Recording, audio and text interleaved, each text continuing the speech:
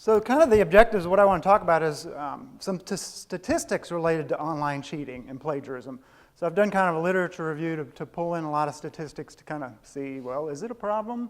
If it is, who's doing it and why are they doing it and how can we prevent it? And identify the ways they cheat and discuss some methods. So I'm going to talk about some learning strategies that can be used to help prevent it. And then I'm going to talk about some technology that you can use to prevent it. Things in Blackboard and add-ons to Blackboard and things like that that can help prevent it. I don't know if you'll ever get rid of it 100%, but there are ways to cut down on it. I think a large chunk of the students that do it probably could be encouraged not to do it with just a little bit of nudging here and there or putting a little fear into them. There's some people that are just going to do it all the time. It's like a challenge. But I think a lot of the students, we can get them away from it with these various strategies. So there's a 2010 study. How many teenagers admitted to cheating on a test the previous year? Anybody know the answer to that?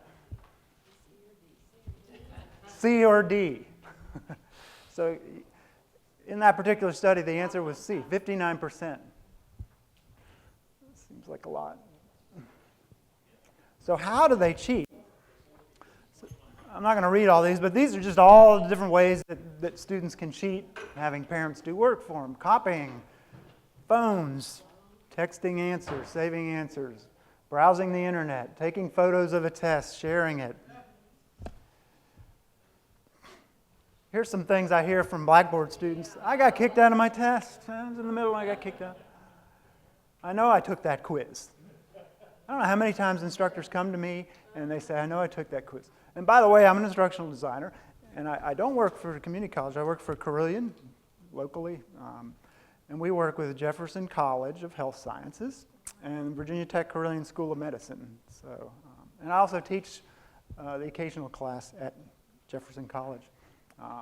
So I've faculty come to us with these issues, and students will write and say, oh, I know I took that quiz. How did I get a 0? Of course, a lot of times they do this at the end of the semester when they realize they're failing. They say, well, I did take that quiz back in, April. And they come to us and say, did they take it? I submitted my assignment in Blackboard. They always say that. Oh, I did submit it. And sometimes they just messed up. It's nothing nefarious, but other times it's just their last-ditch effort to save their grade. So 1 in 3 students have admitted they used the internet to plagiarize an assignment. 1 in 3.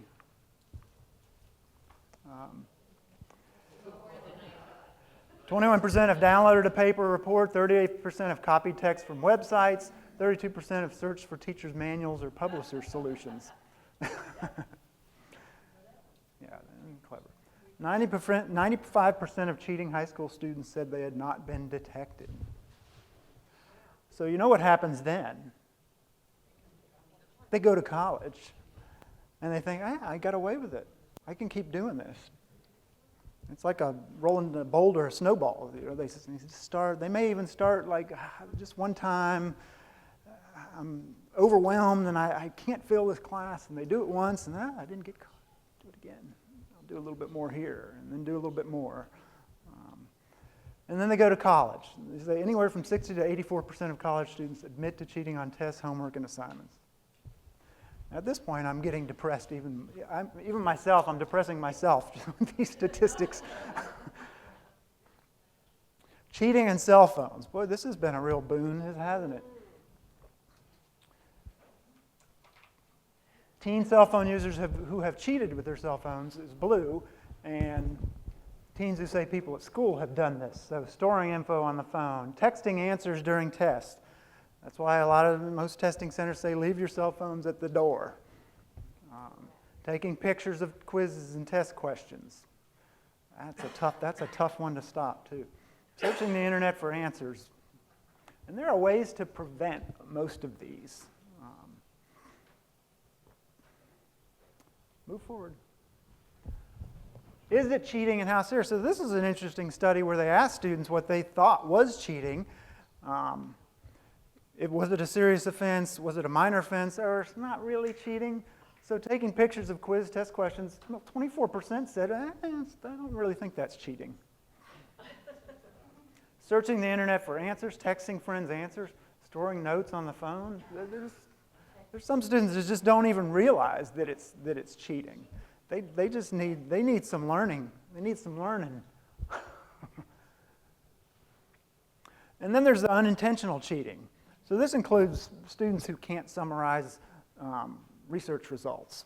So they end up plagiarizing. They may not intentionally do it, but they just don't know the strategies for properly paraphrasing things.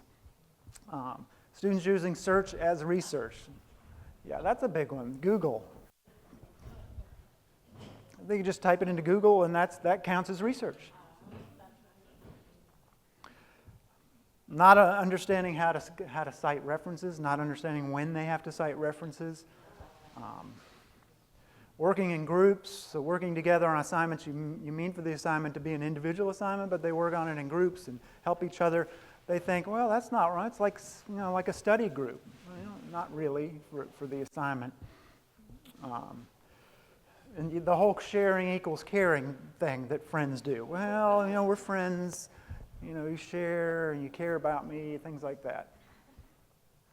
And a lot of times they may not know that this is really cheating. Sometimes you just have to sit them down and say, that is not acceptable behavior. And then they'll stop.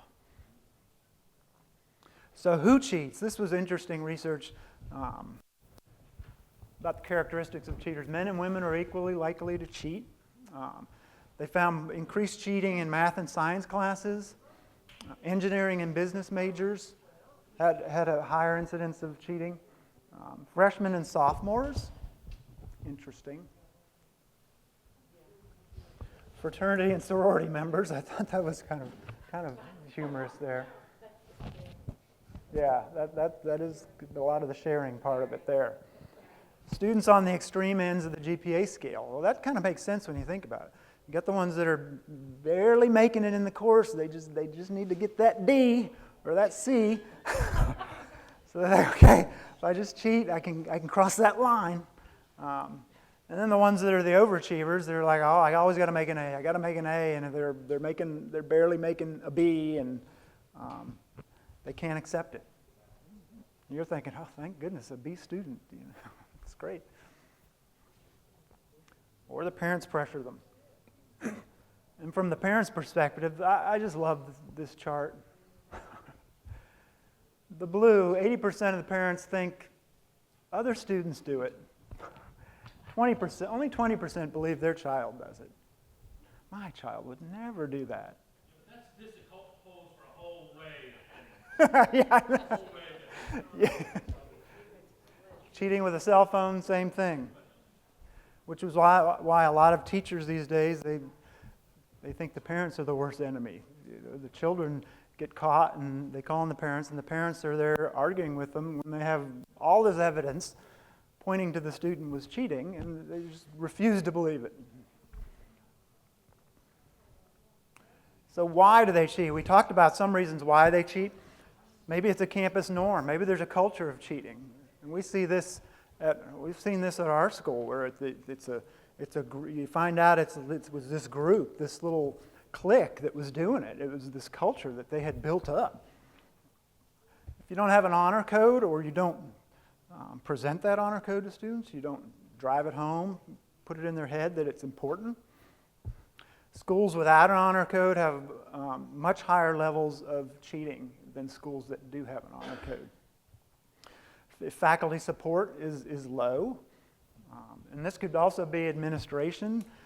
So if you're a faculty member and you identify students that may be cheating, and you bring it to your administrators and they don't do anything about it, like they give the benefit of the doubt, or you didn't report it the right way, or something like some loophole that gets the student off, that's going to reduce the chances of you bringing it up the next time. Little chance of being caught. So if students, if they think they're not going to get caught, they just keep doing it. So if you're not catching students doing it, if you don't have a campus culture of being against it, you don't have an honor code, and you're not going after students that do it, and you're not punishing them, then they're going to keep doing it. Penalty's not severe, so a slap on the wrist, when you're on your way, they'll come back and do it again. It's just like detention hall. Some students, I was terrified of detention, because that was the kind of student I was. I never got detention. But students that go there are like, whatever, I got detention again. They're not scared of it. The penalty's not severe enough. Workload, so they're overwhelmed. Students, they're working, they're partying, they're hanging out with friends. We have a lot of older students that come back to school to get degrees, and they work full time. They have families. They're overwhelmed with their workload, and that can lead down the dark road of cheating. This is interesting. Students who plagiarize in college reported that they're more likely to break rules in the workplace, cheat on spouses, and engage in illegal activities. So it's not constrained to the academic environment. If you build up that if your character gets that way, then it's going to spread across different aspects of your life also. Because if you think, oh, I can get away with cheating at school, yeah, no, nobody's caught me. I cheated on this test, I handed in someone else's paper, I got an A. Well, when it comes to your personal life, you may think the same thing. I have all kinds of girlfriends out there. Nobody's going to catch me because I'm smooth.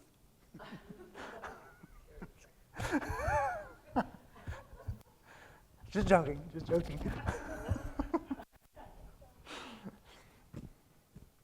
So prevention. So how can we prevent it?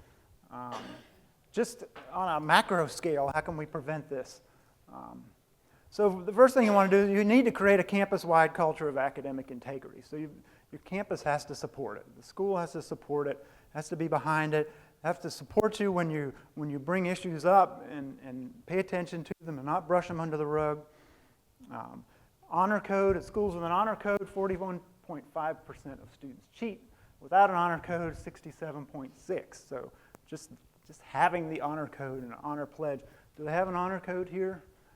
I think I saw it in the classroom. It was actually posted up in the classroom, so that's good. Jefferson College, the same thing. Every classroom has our honor pledge on the wall there.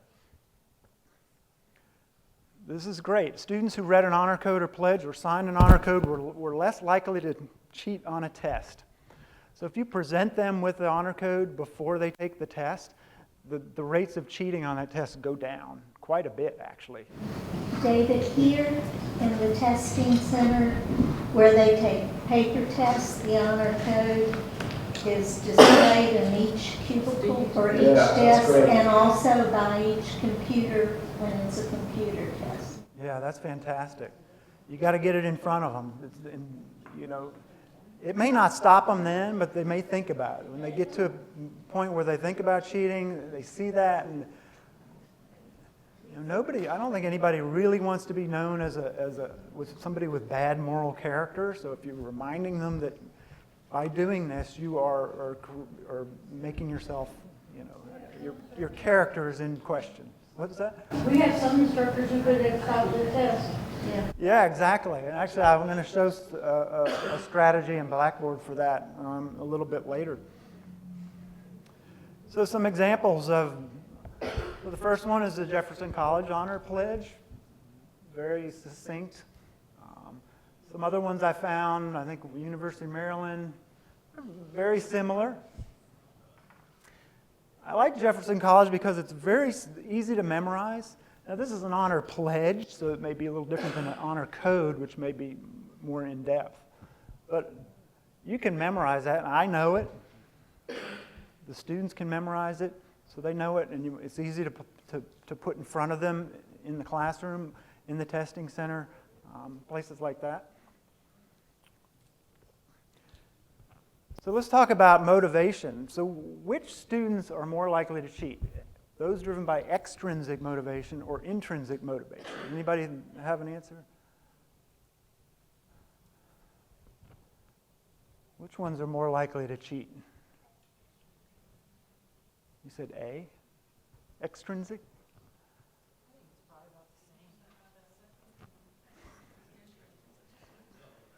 So the difference is students who are driven by extrinsic motivation seek external rewards. So they're focused on grades or monetary rewards, things like that. Intrinsic means they want to learn, they want to know the material. So knowing that, you see the students driven by extrinsic motivation are more likely to cheat. They're just so focused on the grades. I got to get a good grade. I got to pass the class. And of course, we help contribute to that if we focus too much on that constantly about tests, or if the whole course is about tests. You know, midterm final, midterms are worth 25%, finals worth 50%. Those two things make up almost all your grade. I see classes like that, and that really puts it in the student's head that, oh, God, it's all about these two tests. I'm so stressed out about it. So intrinsic motivators, again, emphasizing learning over performance. So learning instead of passing. And of course, we live in a society where you have to pass, so it's not, you still have to think about it. It's just where you put your emphasis on it. I think Dr. Sherman talked about this morning about, you know, objectives and tying your content to your objectives and making it relevant for students so they understand why they need to learn these things. Because if they know they have to learn the content to do something else later in life, they're less likely to cheat because they need it. Sure, you can cheat on the test and get by, but when you get out in the real world and you need these skills, you won't have them. That's even more critical in Jefferson College in healthcare. I don't want these students to graduate that don't know how to do the things we're trying to teach them, because I might wake up from a hospital bed and see one of them standing over me one day. I said, you cheated on your nursing test. Way. Again, showing them how the material is relevant, not relying on a few high-stakes assessments, so spreading out the assessment, maybe have different types of assessments, not all multiple-choice tests. Now, some content kind of lends itself to that type of assessment, but if you're integrating other things like papers and essays and projects and portfolio assessment and things like that, spreads it out, and it also shows them the value of what they're doing more because it's more real world. We talk about active learning and those types of techniques. If you're using active learning techniques, then students are seeing why the content is relevant because they're doing more relevant activities with that content. Presenting problems, questions, or challenges, so challenging them to apply the content that they're learning, making them personally relevant to them, so find out what interests your students and create problems in situations that'll be relevant for them or that are relevant or will be relevant when they proceed from the class. Smaller class sizes obviously helps with that. Jefferson College stresses small class sizes. I don't know what the average class size is here. Does anybody know? 35, 40? Yeah, that's fairly high, which makes it harder. The more students you have, the harder it is to do these types of active learning activities and make sure everybody's getting it. So additional prevention strategies, stressing integrity, providing instruction on academic integrity. So at Jefferson College, the director of the tutoring center came to me one day and said, I want to do a plagiarism presentation. So she sent me this PowerPoint. It was kind of rough, and I said, we can do something with this. So I added some interactivity and spruced it up a bit, put it out there as an iSpring file, and then we went to the faculty at the college and said, yeah, we did this anti-plagiarism module, and if you want it, we'll put it in your course, and you can have your students go through it. Well, we ended up copying it like 50 times to faculty's courses because so many people wanted it, because they know that there was a problem with that. So we did a lot of copying of that module, and so much that the next semester we just included it in our course template, so every course shell on Blackboard had it in it already. So if you wanted it, it was there. So it saved us from copying it over. There's just and there's resources out on the internet. So just having students do that, telling them they have to do it. Some instructors give them points for it. As part of the class, you got to do it. You get 10 points for it. Others just have it there and say, I'd like for you to do this. Students are probably getting sick of it by now, but you got to keep hitting them with it. Setting clear standards for assignments and grading. Explaining the purpose of each assignment. So instead of just giving them an assignment, telling them why they're doing it and how it ties back to the objectives. So it's really good if you can tie everything back to your course objectives. So you can say, okay, here's my 5 objectives for this module. And this activity I'm asking you to do, even if it seems silly, here's why. It ties into these 2 objectives, 2 and 3, because of this, because you're going to use certain skills to work on this project, and you'll see that is these objectives. That's what we want you to come out of this course with. So just letting them know. I see classes where instructors, every assignment and test is coded with the objectives that it matches up with.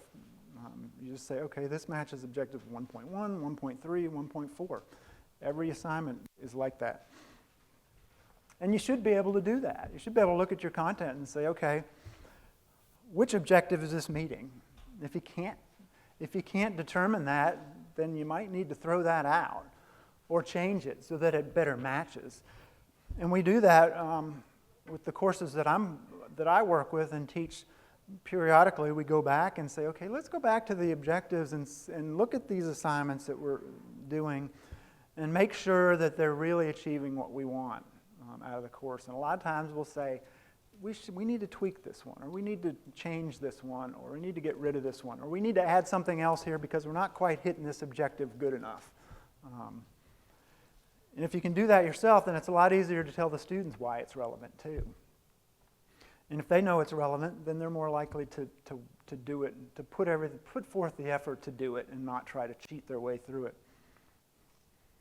And again, having them sign off on an honor code before they turn in their work. Say, if it's an individual project, they just sign off and say, I received no assistance on this. I did it all by myself.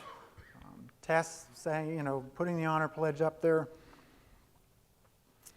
Some additional prevention strategies, there's a lot. Create multiple versions of tests so you don't use the same test every semester, because that just encourages students to take a picture of it, copy it, hand it to their friend who's taking the course the next semester, and boom, they've got it. So change them up. Fewer objective tests. So again, multiple choice tests are a lot easier to cheat on than essay tests or projects.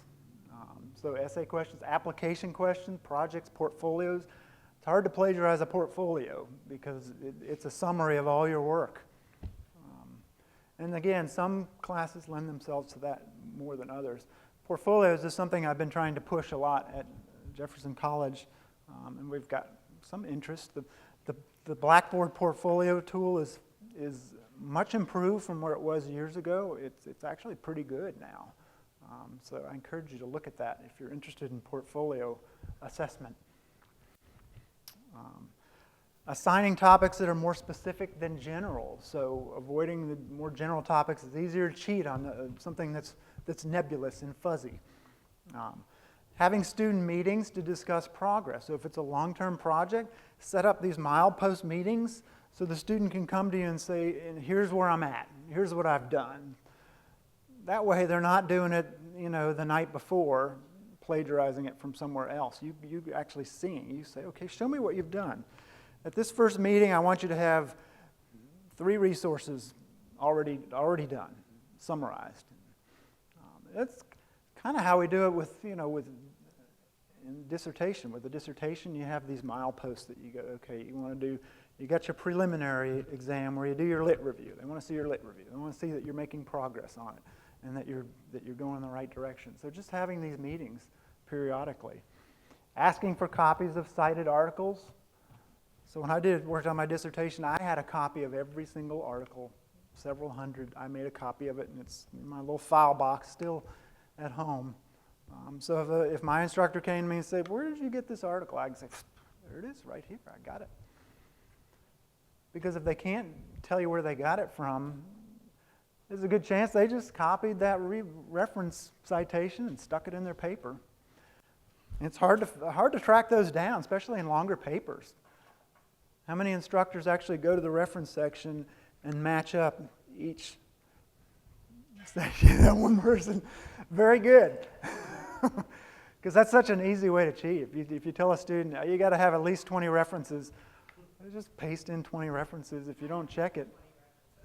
What's that? I don't ask for Requiring students to use one specific source. So give them a source and say, you must use this resource. Because it's harder to just go out online and find an essay or a paper or a research paper to turn in if they have to use some specific resource that you found for them. And you change that up every semester. So it's something current. It's usually something current. You find a current research article or something current in the news that's related to your course content, and require them to somehow use that in the course. Having them present their topics and research methodologies. So this is kind of like show your work in math. I always hated those math tests where the teacher said, I don't want just the answer. I want you to show me how you got the answer. So that you got to know the formulas. It's not just about getting the final answer, it's about the formula and did you work it properly. So having them present their research methodologies is a good way because they have to tell you what they did. What did you do? How did you find this information?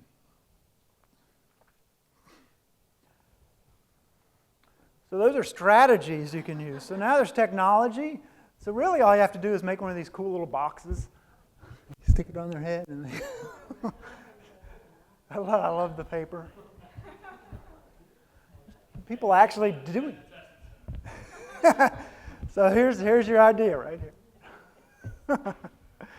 We actually kind of do things like this now. We've got the little dividers in the testing center. We've got the privacy screen, so it's almost kind of the same thing. You just like focus on your test. So how can technology help us?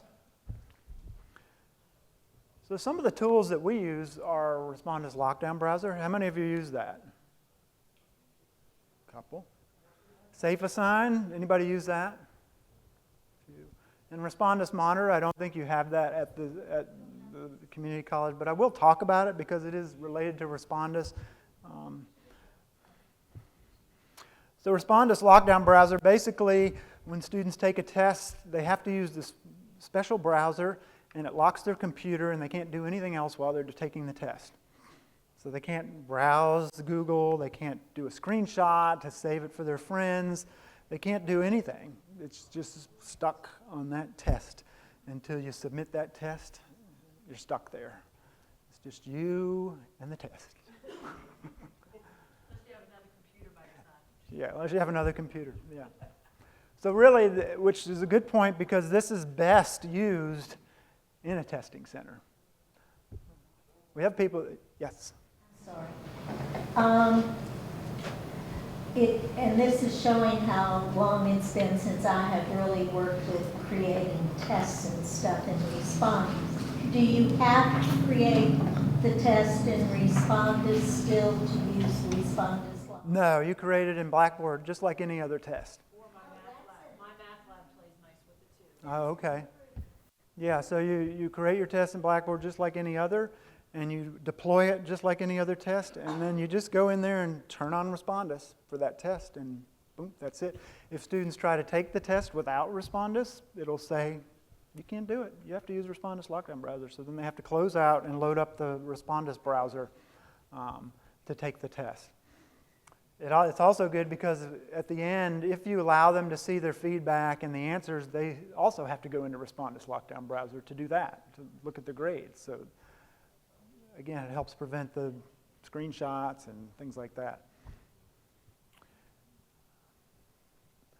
Safeassign is a plagiarism service. It's built into Blackboard now. It used to be separate.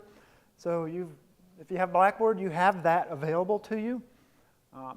And that's just a checkbox also. You set up your assignment, you check the box, and then when the student submits their paper, it sends it out to the internet, and it runs through all the resources that it has, which includes a database of other student papers, things like Wikipedia and other websites, and it generates this report of how much of their paper was matched up with these other sources, these external sources. And it gives you this report. And it highlights every section that it found somewhere else. And it tells you, so this yellow part, it says another student's paper. So that whole section there was found in another student's paper. The blue one was found on this website. And a lot of times, copy paste from Wikipedia. Such an easy thing to do. So this gives you this report, gives you a percentage, and says, okay, 40% of this paper was not necessarily plagiarized, but matched up with other sources. I think the proper standard is 93%, if I understand from local culture these things, right? More than 93% is considered plagiarism, but That would be one way to look at it. Yeah, it's up to you to kind of set the cutoff. But this is just a tool to flag you. And it's up to you to go in and look through the report. It'll pop up with this report, gives you the student's paper and all this information. You can scroll through it. Sometimes the things that are matching, well, it's just their bibliography because it's formatted in APA style, and so is every other bibliography out there. So it may just be matching that, and you just say, oh, okay, well, that's fine. But other times, yeah, it's matching another student's paper, or it's matching something on the internet. And hopefully the students don't just say, well, the words are similar, but it's obviously not plagiarism. It's just similar words. Just happen to be put in that order. And then Respondus Monitor is another technology, same people that make the lockdown browser. And this is like a virtual proctor for the test. So it uses a student's webcam, and it records them the whole way through while they take the test. And then the instructor has something to do in the evenings when they're bored. They can watch these videos as they're sitting with a glass of wine, just the computer, and watch the students take the test. But that's not really how they set it up.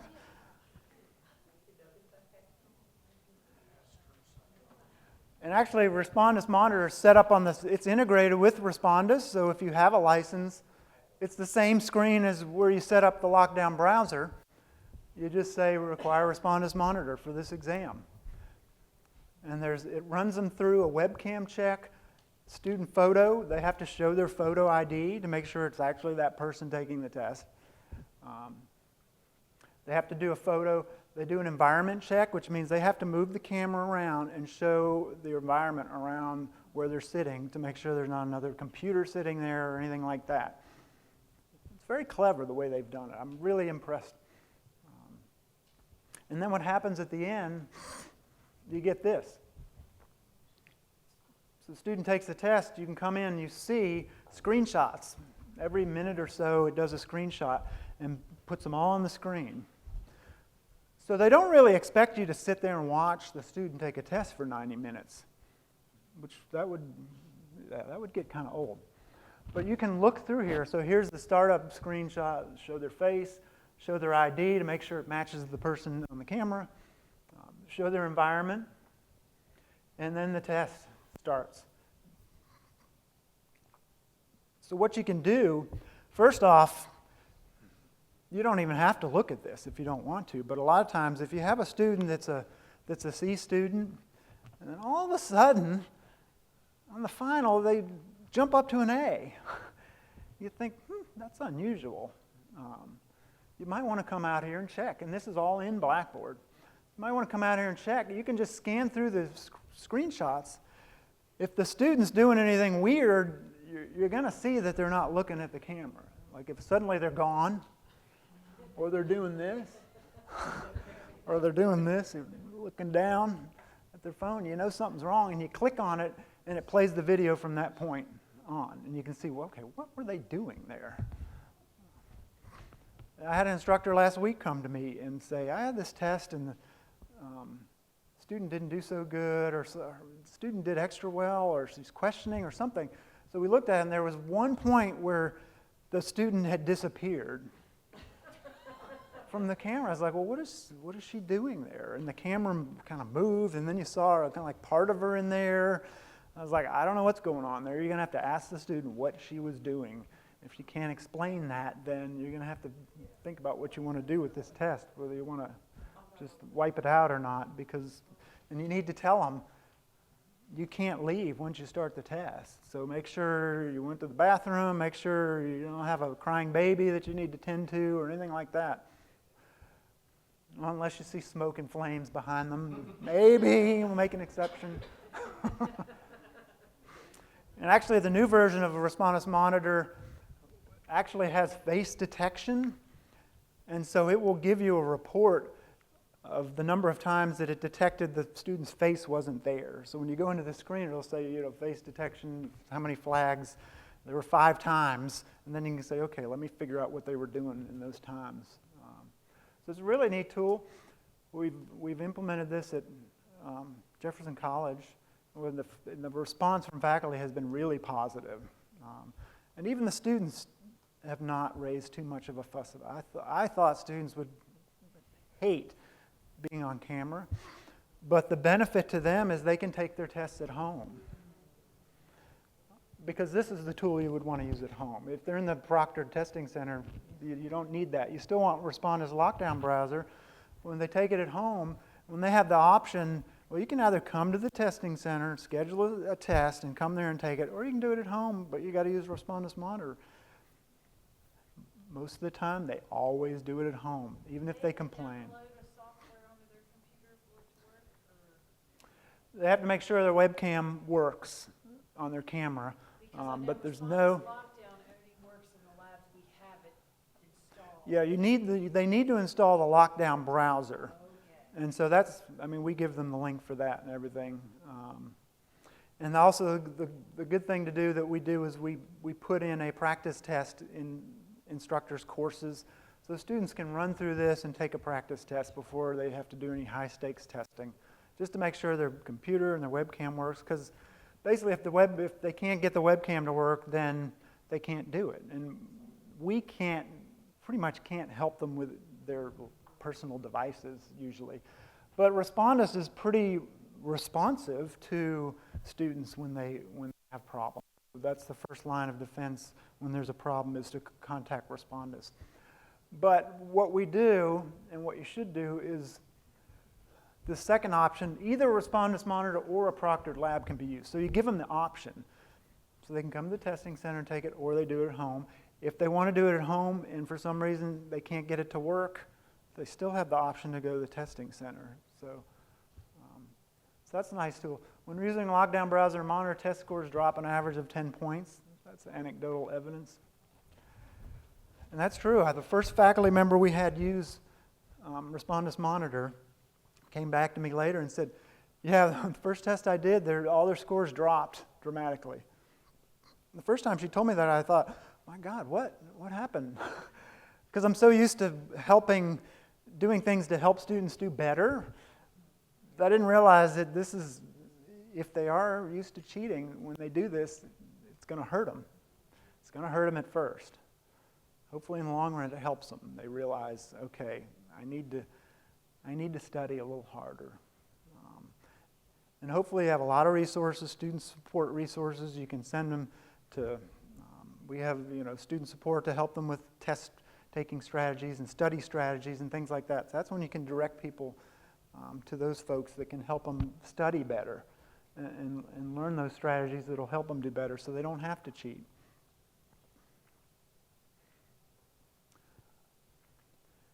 Other technology to prevent cheating. So within Blackboard, there's a lot of little things you can do besides Respondus. First off, randomize your questions. So unless there's a reason that your test questions have to be sequential, like they build on each other, and some they do, you should randomize the questions, because then they're always in a different order for each student. Because it's too easy for students to say, question 2 is A. Once you check that box, that's out the window. They can't do that, because everybody's question 2 is totally different. So that's the first thing I say, check the box. Just check the box. You can randomize the answers. I do this by default. Whenever I help anybody put a test in Blackboard, I randomize the answers. I don't even ask them, I just do it. because I can't think of a reason not to randomize your distractors so they're in a different order. Again, so students can't say, oh, the answer to that was C. That question of, about Abraham Lincoln, it was C. Okay, try that. Try that. Go ahead and try and share your C answers and see, because C is different for everybody. So, go right. The only caveat with this is you got to avoid writing those types of distractors that say both A and C are correct. It doesn't quite work with that. And that's not a good practice anyhow, to write distractors like that. So I usually use that as a way to help faculty kind of rethink that strategy and maybe add another. Maybe they might have done it just because I couldn't come up with another distractor, so I just added that, or an all of the above, or none of the above. So we tend to try to weed those out and replace those with just really good distractors. And then you can randomize them. You don't have to worry about it, because if you randomize the answers and you got an all of the above, it ends up being A. It doesn't make any sense. Question pools is a good way to help with test cheating. Blackboard allows you to create a pool. So in this case, we have 281 questions, and you're pulling 50 out for the test, which means every student that takes that test gets a different set of 50 questions from that pool. A couple drawbacks. You got to write 281 questions.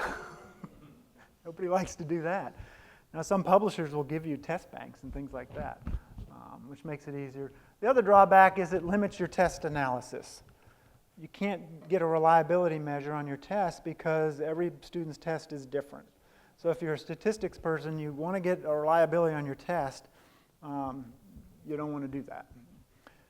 I used to love this, and then I got more into statistics, and I started going away from it because I like helping faculty make more stronger tests that are more reliable. So you get the reliability measure at the end, and you want it to be above 0.7 maybe to have a good reliability.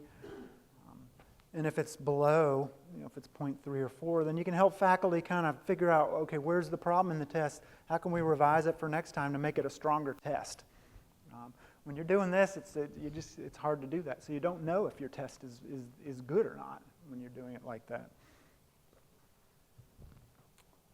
Password protection, you can set a password so that limits access that way. If you use the Respondus lockdown browser, it takes over this box, so you got to be careful. It'll put its own password and you can't change it, but then there's another password field in the Respondus area, so that's there. Again, here we go back to having students sign the pledge, sticking it in front of them, so if they even have the inkling to cheat on that test, you're guilt tripping them right there before they started. It's probably not going to cut cheating 100%, but it will cut it down. Studies have shown it will drop the percentage of students who cheat. So you can just have them sign it before each test, or even before each turning in an assignment. Say, okay, I did not get any assistance on this assignment. I did it all myself. This research is my own. One way to do it in Blackboard, so this is a test item. You can just put it in the instructions in the description box for the test. It may be hard to see way in the back. But it says, by beginning this test, you agree to follow the Jefferson College Honor Code. And then I list the honor code. And it says, in addition, you agree that you have neither given nor received any external assistance on this test. They got to read it before they click the test to start it. It's a simple little thing you can do. There's another little cool way to do it. You can also set it up so it puts their name in the message. So this says, I, Tom Jeffrey Hanks. Tom Hanks is our kind of demo student that we use. I, Tom Hanks, acknowledge that by clicking Mark Reviewed, I agreed to comply with the Jefferson College Honor Pledge, list the Honor Pledge, and they have to click Mark Reviewed. So it puts their name in it. I like that because it's very personal. It says, okay, this is you. I got your name. I know it's you. I'm looking at you. And you mark that, and you can't take the test until you've marked it review. Once you review it, the test shows up. So they have to click it before the test will show up. It's adaptive release. So I like that, and it's easy to set that up in Blackboard. There's just a code you have to type in the box. It's this &X user full name, and it pulls their name out based on the fact that they've logged in. You don't have to write it down, but we can share it later. And I just realized this in the last 6 months. All these years I've been using Blackboard, I didn't know you could do that. I thought, oh, that is the coolest thing I've learned this month.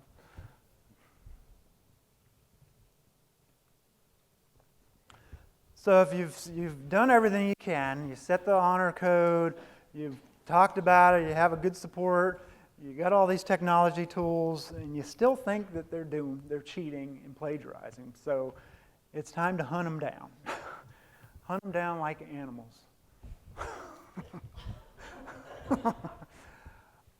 So here's some ways that you can kind of track them down to see if they've been doing that. So some general strategies are just being familiar with each student's writing style.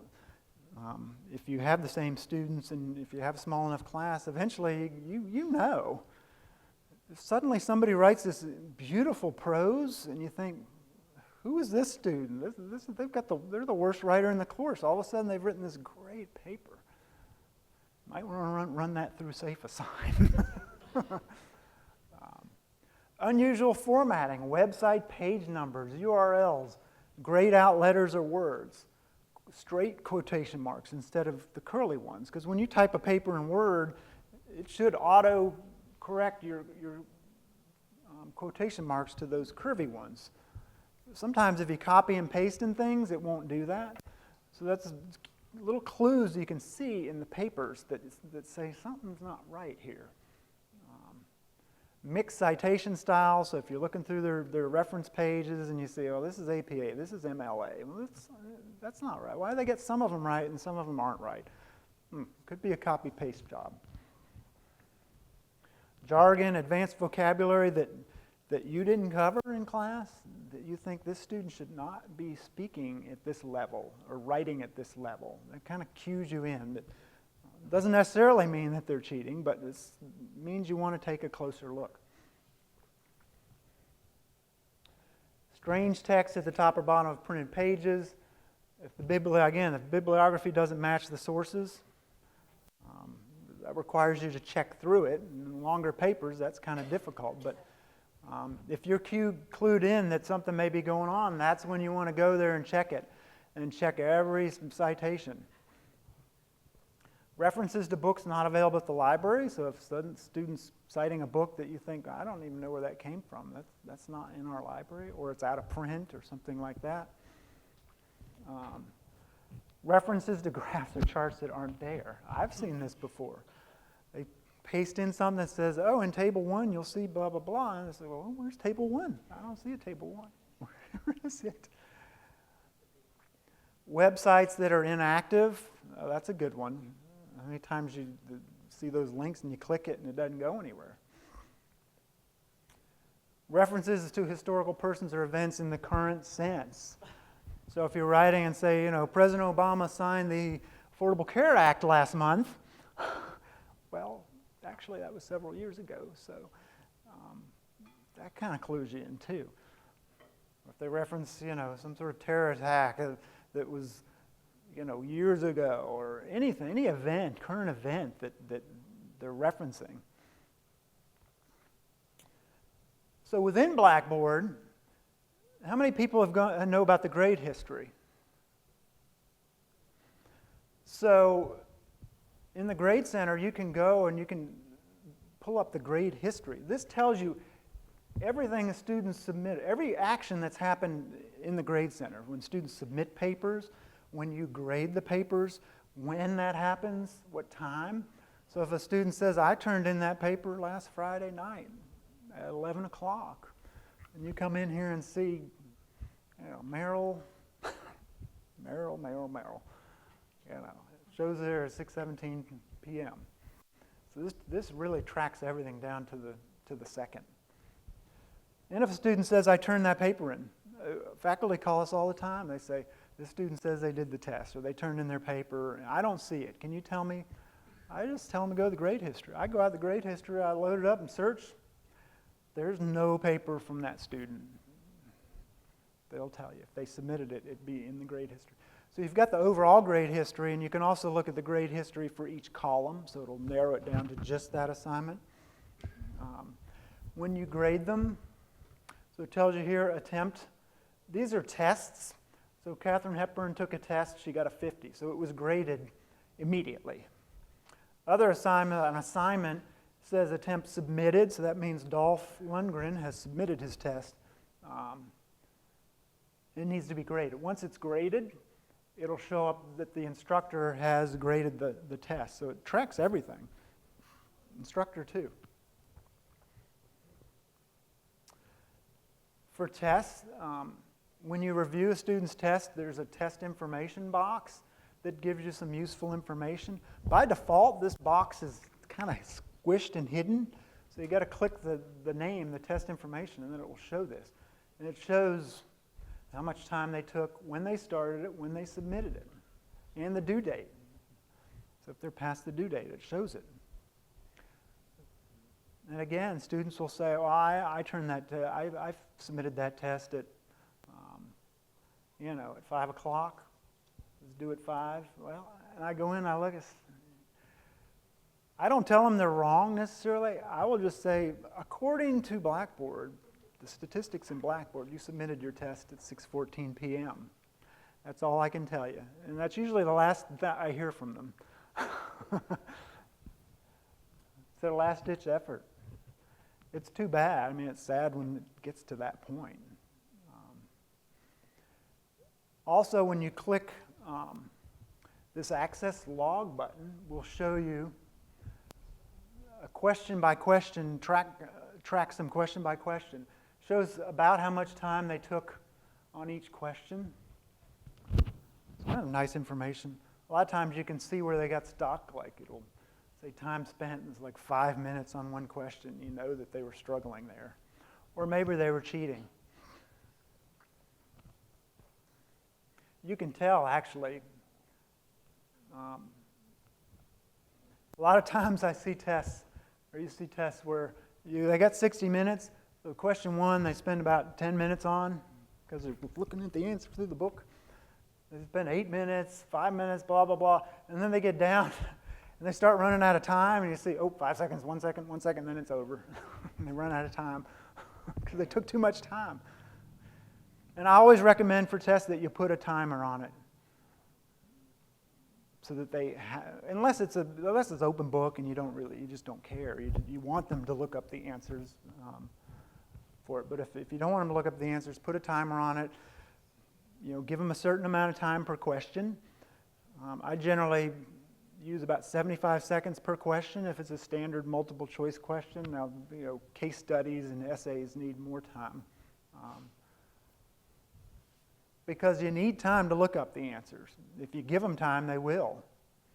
Especially if they're taking it at home, unless you're using Respondus Monitor. So you've got to balance all these tools. The performance dashboard I like mainly because it shows the last access of the course. You can also get that in the Grade Center, but this is easier. You can tell when that student was in the course. They may say, I was in there working on that for Friday night. You go in here and say, it's been 41 days since they've been in the course. Good information. All this is good information. Course reports, you have in your course tools menu, you have a variety of course reports you can run that will show, some of them will show overall statistics, and some of them will allow you to narrow it down to one student and see what that student was accessing in the course. So again, if they say, hey, I was trying to submit my assignment Friday night, you can go in here and say, okay, let's look at John Doe and see if he was in there Friday night. And it'll say, he wasn't even in there. He wasn't even in the course Friday night at all. Word document properties. So switching over to Word, this is a good one. Students turn in a paper. They got that paper from someone else. A lot of times you can go to the properties and you can say the author was this person, last modified by a different person. It just so happens that the author is a student you had in the previous semester. And I had this happen last year. In the course I teach, I was looking at a paper, and it was a paper that we provide a template for the student to complete. And I was reading through the student's paper, and I said, something's not right with this. I get that little thing in my head that says something's wrong here. And after some research, I realized that the template she had used was the template from the previous semester because I tweaked it a little bit in between semesters. So the template was a little bit different. And I realized she's using the old template. How on earth does she get the old template? And then I realized that it was another student's paper. And I went back and dug through and found that student's paper, and sure enough, it was copied from that student. It's very disappointing. She thought she was slick, though. But she didn't change that. I mean, you can change it. But she didn't. She didn't know. They think they're smart, but they're not.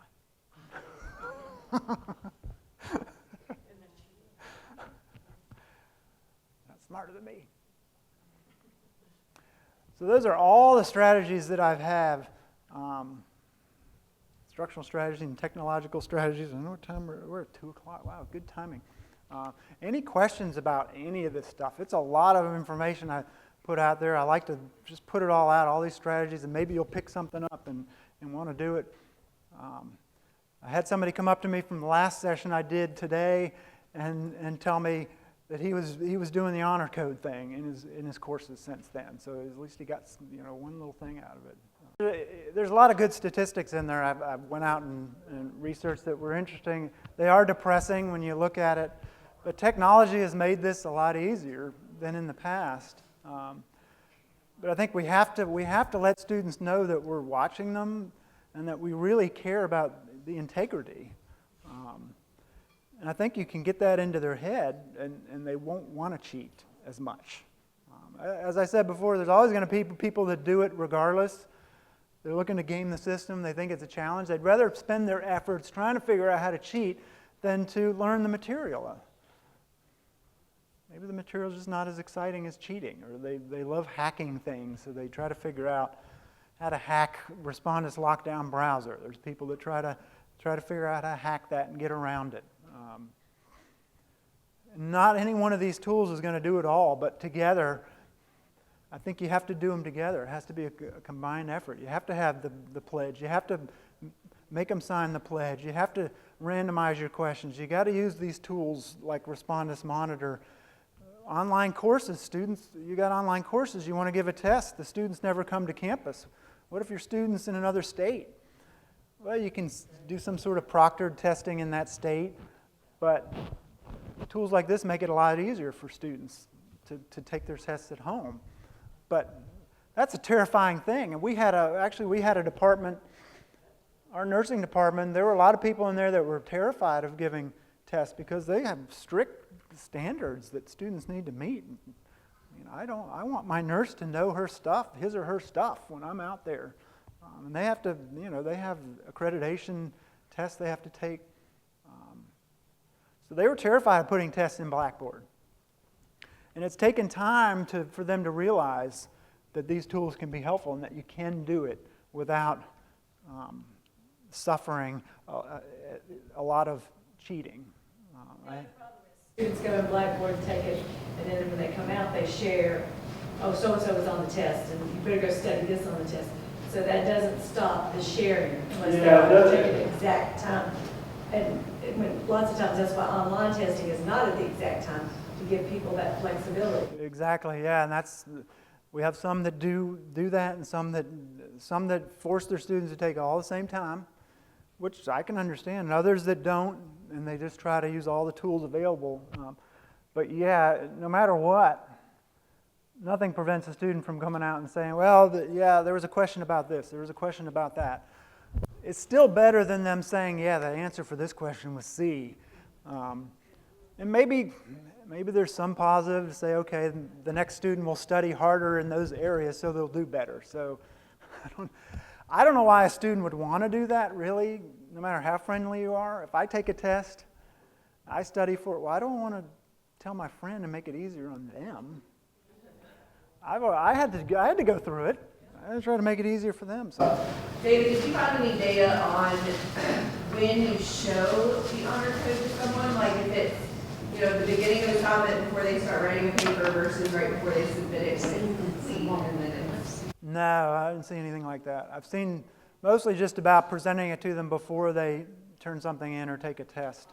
And the numbers varied a lot from 10% to 80% in the amount it reduced cheating. Yeah, there was a piece on NPR that they did that. And if you signed at the beginning of the test, it had more of an impact than if you signed at the end of the test. And I can't remember what the I can difference see was. that. I was just thinking at the beginning of the assignment, before you actually started the research, before you started working and you have it in your head. I think for a research type project, you would definitely want to, before they started it, say, okay, I'm expecting this to be your research. And then before they turn into, I would do both, actually. So we had these faculty. This summer, actually, I had one of the nursing faculty who had been resistant to this come to me and say, I gave a paper and pencil test, and I think they all cheated. They all did. This was one of my hardest tests, and they did much better than they should have done. What can we do? And so I helped her talk about these tools we can use in Blackboard, and she said, okay, let's try it out. So she put her first test into Blackboard. And we used everything. We used lockdown browser, randomized, monitor. They had to do everything, and she was thrilled with the results afterwards. So now she's fully on board with doing that because she feels like it is helping. I think Respondus Monitor, to be honest, I know you all don't have it, but I think that's really helped a lot because they're on video the whole time. Nothing's 100%. They could do an environment check and then have their friend bring another computer in right next to them and do that. Yeah, it's. But you also can't hire a proctor to just stand there in their house and watch them either. So you have to balance it out. And again, that's when you want to make sure you have a timer on the test. Even if they got a computer there. I used to work for a company that did all online testing for the pharmaceutical industry. And boy, those folks, there was a lot of cheating on those tests because they were pharmaceutical representatives. They didn't really want to be doing this stuff that we were giving them. And yeah, we knew that they were sitting there with the materials. We didn't have Respondus Monitor or any of that. We knew it. You could look at their tests. Like I said, they spend 10 minutes on one question, and then they run out of time later on. You knew they were doing that. I wish we had Respondus Monitor when we were doing that. But that's the way we had to do the testing because they were all over the country. But we had tools to check on it at the end, too. So when they called in and said, I got kicked out of my test, it just kicked me out all of a sudden. And we'd go in and say, actually, you spent a lot of time on the first 5 questions. You just ran out of time because it says, ran out of time. It submitted the test. You didn't get kicked out. So that's when you hunt them down. You got to say, I'm sorry. It's just, no. I'm not going to reset this test for you. But yeah, it's a slow process, and it's tough because technology is scary. Students got their phones. They can take pictures. Even with lockdown browser, they can take a picture of the screen. But if they're in a testing center, hopefully they're being watched. If they're at home, they're on camera. So, they kind of, maybe can try to do it. But all these tools let them know that we're watching, that we're concerned about it, that we value integrity, and that we expect them to live up to these standards that we put forth in the honor code and the honor pledge. And when they know that, it's on, I think Dr. Sherman was talking about it, letting students know you care about them. Well, this is part of caring. It's the hard not caring type of thing, but we care about them. We want them to do well. We want them to be successful in life. This is part of caring. We're trying to prevent them from going down that road that sometimes they go down and maybe they don't really want to go down that road, but they just get sucked into it out of circumstances or their friends are telling them they can do it. So it's part of caring. So, yeah. Any other questions? I think we've got a few minutes. Questions, comments? Any experiences people have had with cheating here? Yeah. Yes, stealing, purchasing test bank questions, texting test bank. Yeah, that's been a problem. And we have a lot of faculty that write their own questions now because of that. It's nice when you can go to the publisher's website and get 300 questions, boom, like that. But we have a lot of faculty that say, I'm writing my own questions. Or they take the test bank questions, change them up. That's what we do. Yeah, and again, I encourage you to not use the test bank questions, not use pools. Just work really hard to create your own really good test that's reliable and really tests the material. And I had another instructor last year that was new to this, and he wrote every question on his test, and he said, boy, that was really hard. But in the end, it was worth it to him. And he looked at the reliability of his test, and he was excited because it was pretty high from the test questions he had written. So that's always exciting when you can say, you wrote this, and it got a high reliability measure. But yeah, that's the selling test bank. It is really rare. I was shocked. Yeah, just buying test bank questions, and I mean, you've heard about people getting caught with this whole cheating thing where students are trading tests. You know, they get copies of instructors' tests and they pass them out and sell them and trade them amongst themselves. And that's tough. And we have a lot of faculty that reuse their tests every semester, but they're very strict about the students have to take it together.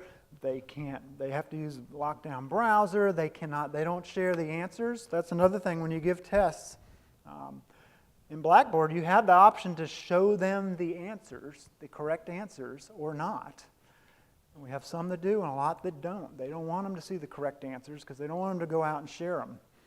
Or they only give them the correct answers for a certain period of time, maybe 24 hours. Or they make them come to class. That's if they're face-to-face.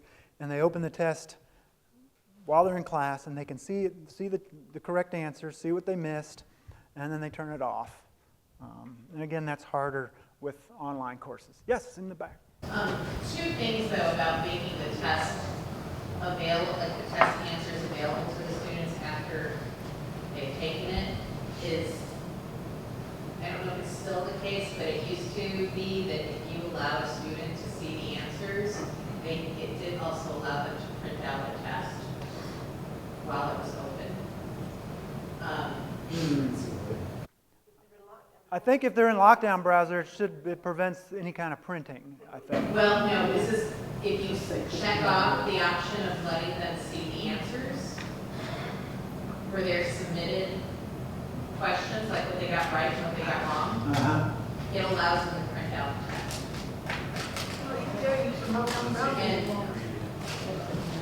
And it requires lockdown browser. Yeah, lockdown browser. Yeah, if you're not using lockdown browser, then yeah. Aware that if they do it, even if it's one submission or submit after the test is taken, if students can see those answers, then it does allow them to print out those questions.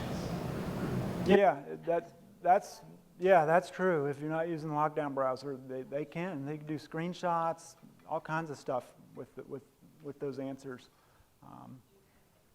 So yeah, that's a struggle, because if you want to maintain the integrity of your test, it's a struggle. Students need to know what they're missing to learn, but you have to balance out how long do I want them to have access to that information, because I want to reuse this test. It's a good test. And everybody approaches it differently. We're all over the map with the way people do it. Some open it up as soon as they submit it, and I think, I wouldn't really do that, but okay. And others are just like, nope, I want to lock down. They can only get it for 20 minutes on this day when we're there, and that's it. They can see the answers. And the only reason they can let them see the answers is in case they want to challenge the questions that they missed, which is really clever, by the way, because you're having your students help you revise your test. I really like that idea, because especially in the healthcare field where things change quite a bit. So a particular drug that may be used to treat a condition one year, well, the next year it may be taken off the market. If you're not up to date on that, the students will help you. Because when they miss that question, they'll say, hey, wait a minute, that drug was taken off the market. And they come to you and then, oh, yeah, thanks. I'll give you the points for it. You've done the hard work. Yes? The second we went to, and I know this is not just the site, but I went to the conference and it was amazing some of the things that came up. Most people know that almost every test made by a publisher is available to students somewhere online, but also a lot of instructor tests are actually available to students online by instructors on different sites. Wow. Yeah, that's why you got to protect it. You got to do everything you can to protect it. Or create multiple versions so you're swapping off. But it's hard to write a really good, reliable test. You know, a lot of the tests that our faculty do, I don't know that they're so reliable. They don't check it. I'm trying to encourage people, always check your reliability. Blackboard has, in the Grade Center, has pretty good tools now for giving you item analysis on your tests and giving you a reliability measure. Didn't used to be that way, so at a minimum you want to look at that information if you're doing tests. We have another tool that we also use called EAC Outcomes, but actually in Blackboard you can do that. So you want to do that every time you give a test and look for where things need to be changed and improved. And again, getting away from testing and doing more projects and essays and papers and things like that, portfolios is a good way to, again, avoid cheating, that test cheating, because a lot of the cheating does revolve around tests, objective tests. It's harder to cheat on essays. Projects, not easy. I did have a student who bought an essay one time, it was a final essay, and when he turned it in, up the top it said, customer's last name. And I highlighted and read and sent it back. I said, what is this? And he was on his way down anyway, but it was the last ditch effort. But it's still one of my, it makes me chuckle. Yeah, a lot of times these are students that are struggling already, and we hope that we can catch them before they get to that point. If you can catch them and give them those study tips early on, maybe you can prevent them from getting desperate about it. So it's all it's a holistic view you have to take also. So any other questions? Running out of time. So thank you for attending. I appreciate you showing up, and we'll make it available. And thanks to this wonderful woman here for inviting.